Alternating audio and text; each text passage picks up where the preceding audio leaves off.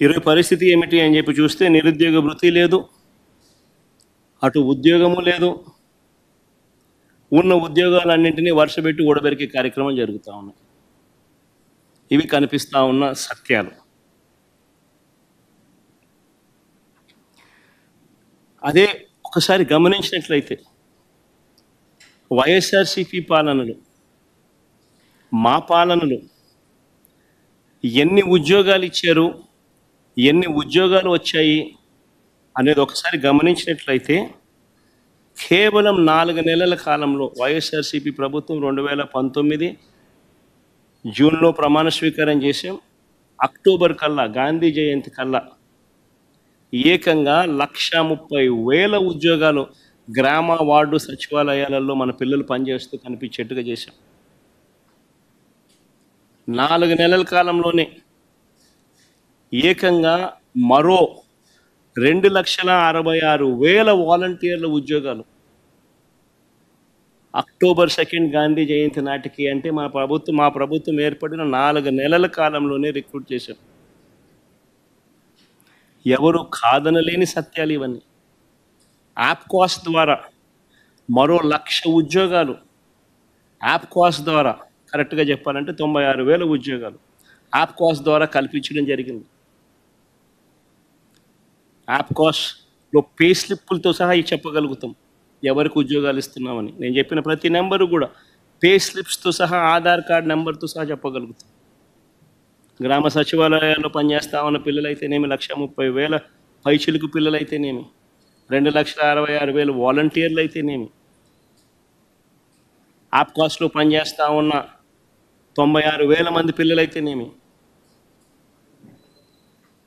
RTC విలీనం ద్వారా 58,000 మంది ఆర్టీసీ ఎంప్లాయీస్కి రెగ్యులరైజ్ చేస్తూ వాళ్ళందరికీ తోడుగా ఉండే కార్యక్రమం అయితేనేమి,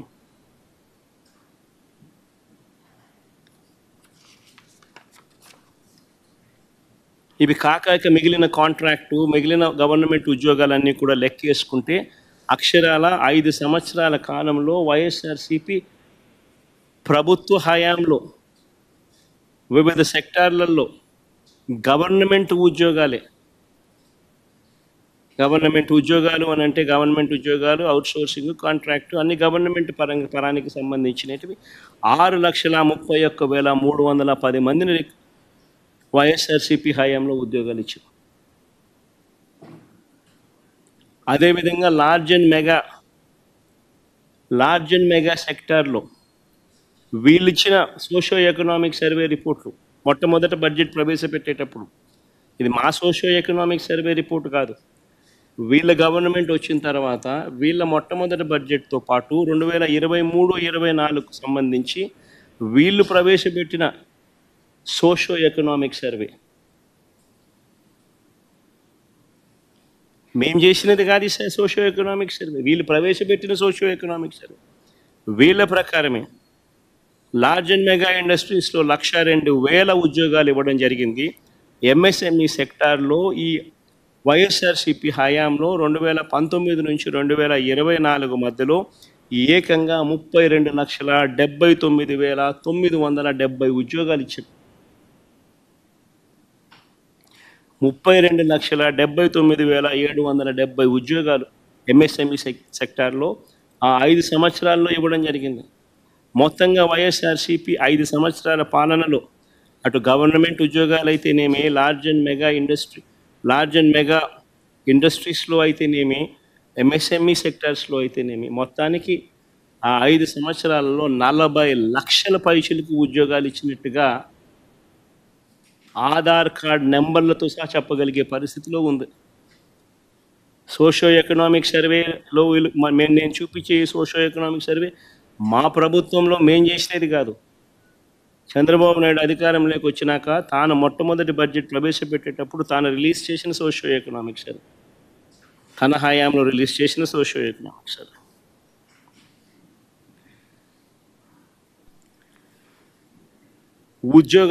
ఉద్యోగాలు కల్పించే విషయంలో ఏ ప్రభుత్వం ఎంత చిత్తశుద్ధిగా పనిచేస్తూ ఉంది, ఏ ప్రభుత్వం ఎంత నిజాయితీగా పిల్లల పట్ల ఉంది అని చెప్పడానికి ఇదొక నిదర్శనం.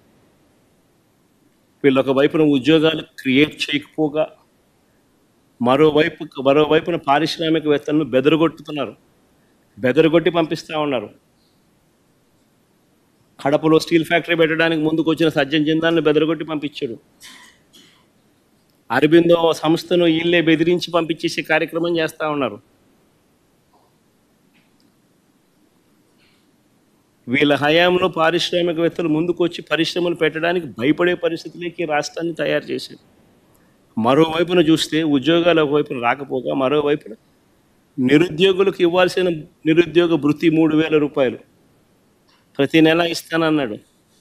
ప్రతి నిరుద్యోగికి ఈరోజు ఈ 2 బడ్జెట్ల పుణ్యాన ఏకంగా నేరుడు సంవత్సరం 36,000 రూపాయలు, ఈ సంవత్సరం మరో 36,000 రూపాయలు, 72,000 రూపాయలు ప్రతి నిరుద్యోగికి బాకీ పడ్డాడు.